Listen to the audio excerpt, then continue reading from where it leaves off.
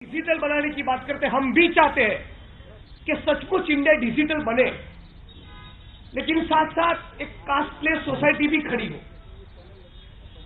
चंद्र पे, मून के ऊपर वाटर रिसोर्सेस है कि नहीं, या मंगल के ऊपर हम लोग कॉलोनीज खड़ी कर पाएंगे कि नहीं, काश जिंदा क्यों है, ये सवाल हम समझना चाहते हैं। और मुझे लगता है कि वक्त आ गया है इस देश की सारी सरकारें, केंद्र की सरकार और खुद को बाबा साहब अम्बेडकर का भक्त कहने वाले नरेंद्र मोदी जी को, इस देश के प्रधानमंत्री को अब मुंह खोलना होगा। बजाय उसके हम लोग देख रहे हैं कि मुझे टारगेट किया जा रहा है। बड़ी बालिश और चाइल्डिश हरकत लगती है मुझे तो। एक इलेक्टेड रिप्रेजेंटेटिव हूं मैं, एमएलए हूं, पेशे से वकील हूं, मेरी स्पीच पब्लिकली अवेलेबल है। फेसबुक पे उसको हमने लाइव किया था, उसकी पूरी वीडियो अवेलेबल है। मुझे लगता है कि मेरे जीवन की सबसे प्रोग्रेसिव कंटेंट उस वीडियो क्लिप में अवेलेबल है। हम ये कहते हैं कि एमपी या एमएलए बनने से आप जनता के कुछ सवालों को असेंबली और पार्लियामेंट में रख पाएंगे, लेकिन यदि फांसीवाद के सामने लड़ाई लड़नी है, यदि इस देश में से शोषण को खत्म करना है, जाति निर्मूलन करना है, तो सड़कों की लड़ाई भी लड़नी होगी, जिसका स्वाभाविक मतलब यह है कि हमें सड़कों पर जनता के अधिकारों को लेकर कानून और संविधान के दायरे में रहकर पीपल्स मूवमेंट करना है, जन आंदोलन खड़े करने हैं। उसको कन्वीनियंटली इंटरप्रेट किया गया और जिस प्रकार से हमारे सामने एक बचकाना ऑफेंस दर्ज हुआ है, वो ये दिखाता है कि गुजरात में भाजपा जो 150 सीटों का घमंड लेकर घूमती थी, वो 99 पे आकर रुक गए और अभी सेलिब्रेट करने के जरा भी मूड में नहीं। उसी की बौखलाहट के चलते मेरे सामने ये मुकदमा दर्ज हुआ है। आपके बीच में ये बात रखना चाहेंगे कि मेरी स्पीच में से एक शब्द भी इन्फ्लेमेटरी नहीं है। मैं खुद पेशे से एक वकील हूं, जन आंदोलन के साथ एक दशक से जुड़ा रहा हूं, कानून और संविधान के दायरे में रही अब तक काम मैंने किया है, और अब तो मैं एक लॉ मेकर हूं, now I am N MLA. बावजूद उसके इस प्रकार से मुझे टारगेट करने की कोशिश करना, यह दिखाता है कि यदि दलित समाज के एक इलेक्टेड रिप्रेजेंटेटिव के साथ, यदि एक एमएलए के साथ इस प्रकार से टारगेट किया जा सकता है, तो इस देश में किसान और मजदूर के हित की बात करने वाले किसी आम आदमी की हालत क्या होगी, यह सवाल मैं पूछना चाहता हूं।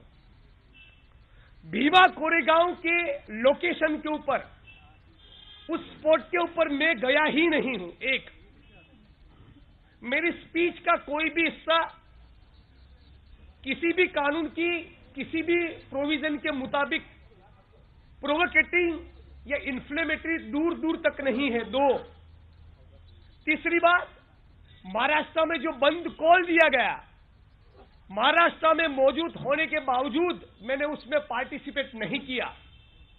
और चार, कल को मुंबई में स्टूडेंट्स और यूथ की मूवमेंट्स को लेकर, उनके सवालों को लेकर एक कॉन्फ्रेंस था, जिसको पुलिस ने रोका, तो उसमें भी हमने पार्टिसिपेट नहीं किया।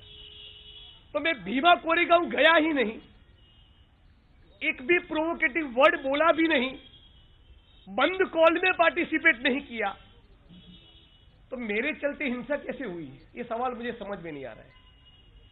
तो साफ तौर पे दिख रहा है कि संघ परिवार और बीजेपी के लोग गुजरात में उनके 150 सीटों का घमंड जिस प्रकार से 99 पे आकर रुक गया, और दिन प्रतिदिन मेरा प्रोफाइल जो इंक्रीज हो रहा है, और उसको लेकर 2019 में उनको जो खतरा दिख रहा है, उसी के चलते मेरी इमेज को टारगेट करने के लिए, मुझे टारगेट करने के लिए उन्होंने ये चाइल्डिश कोशिश की है। लेकिन सवाल मुझे लगता है ये भी मीडिया के साथियों को ये उठाना चाहिए और महाराष्ट्र की गवर्नमेंट को ये पूछना चाहिए कि क्या जिग्नेश मेवानी जो एक एस्टेब्लिश दलित लीडर है, उस नाजुक वक्त पे, इस नाजुक वक्त पे उनके सामने ऑफेंस दर्ज करके महाराष्ट्र और पूरे देश के हजारों लाखों दलितों को आप ऑफेंड क्यों कर रहे हो?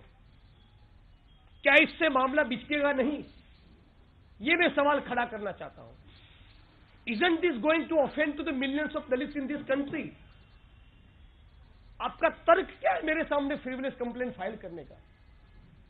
आपको तो रूल ऑफ लॉ इंश्योर करना है, उसकी बजाय एक एस्टेब्लिश दलित लीडर को इस प्रकार से टारगेट करोगे आप, तो इससे तो मामला बिगड़ सकता है। बावजूद उसके हम कॉन्स्टिट्यूशनल वैल्यूज में मानते हैं। बार बार कह रहा हूं कि मैं कानून और संविधान के दायरे में रहकर ही काम किया है, इसीलिए अपील करता हूं कि यदि मेरे सामने ये फॉल्स प्रिविलेज कंप्लेंट जो हुई है, उससे चलते यदि कोई भी आहत हुआ है, ऑफेंड हुआ है, फिर भी वो सड़कों पर ना उतरे।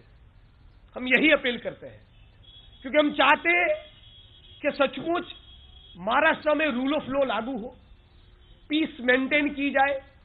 लेकिन भीमा कोरेगांव में जिस दलितों के ऊपर उत्पीड़न और अत्याचार हुआ, उसके सामने भी सख्त कार्रवाई होनी चाहिए। और गुजरात, महाराष्ट्र और पूरे देश के दलित आंदोलन की ओर से, प्रगतिशील आंदोलन की ओर से और युवा वर्ग की ओर से मेरी बात को खत्म करते हुए इतना तो जरूर कहूंगा कि यदि इस प्रकार से गुजरात और महाराष्ट्र में दलितों को प्रताड़ित किया गया और मुझे व्यक्तिगत तौर पे टारगेट करने की, मेरी इमेज को टार्निश करने की कोशिश की गई, तो माननीय प्रधानमंत्री जी 2019 में आपको जमकर मजा चखाएंगे, ये भी कह देते हैं।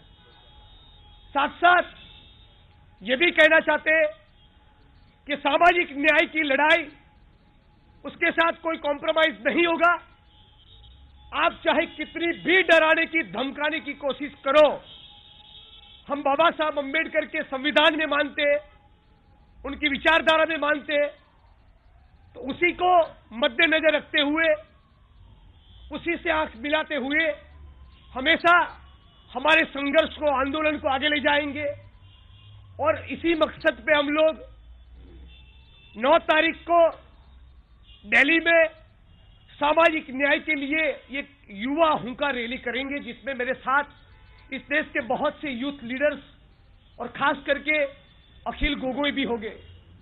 और उस दिन सामाजिक न्याय के लिए ये जो युवा हुंकार रैली होगी, वो खत्म करने के बाद शाम को 4:30 बजे मैं पूरी टीम के साथ प्रधानमंत्री कार्यालय में जाऊंगा। जब उस वक्त मेरे एक हाथ में मनुस्मृति होगी और दूसरे हाथ में होगा संविधान।